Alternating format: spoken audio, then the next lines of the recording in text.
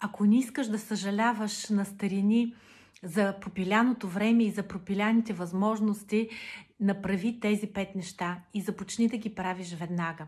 Никога няма да съжаляваш, ако вложиш своята енергия и време в придобиването на следващите 5 неща. Първо, занимавай се със здравето си. Обръщай внимание на твоето тяло. Имай повече движения. Храни се здравословно. Поставяй граници на токсичните хора около теб. Всичко това е изключително важно, защото тялото ти е едно и това е твоята къща до края на дните ти. Ако искаш да бъдеш здрав и да се радваш на всеки един миг, просто трябва да се грижиш за здравето си. Не го подценявай въобще. Второ, влагай време и енергия в придобиването на нови знания, умения и навици. Всичко това ще ти влезе в употреба и ще те усъвършенства. Няма да загубиш способността си да разсъждаваш и да не правиш автоматично нещата, а ще живееш един много по-пълноценен живот. Всички тези умения, които имаш, ще ти влязат в употреба. Всички тези знания ги използвай, за да можеш да подобряваш живота си. Трето, отношения. Влагай сили и енергия в това да имаш добри отношения първо със себе си, след това с близките си и с всички останали.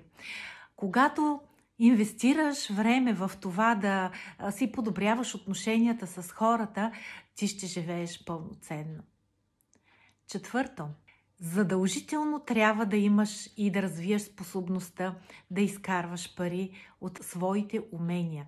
Да бъдеш независим от всички останали. Да можеш да се адаптираш към ситуацията и да започнеш да изкарваш пари от нещата, които знаеш. Парите не са самоцел.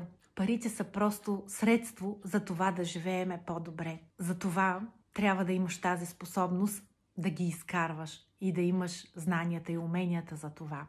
И пето, благодарност. Благодарност за всичко, което имаш. Благодарност за нещата, които ти се случват.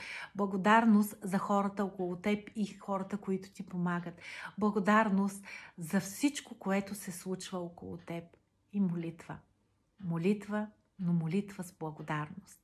Ако усъвършенстваш тези 5 умения постоянно, ти ще живееш един невероятен живот. И когато разбрах за тези умения и реших, че искам да живея такъв живот, се появи при мен възможността ЕЛАР. Тя ми даде всичко това. Цялата концепция, всичко, което ми предлага ЕЛАР, е да водя точно такъв живот. Ако искаш това с тази една възможност, пиши ми и аз ще се свърша с теб.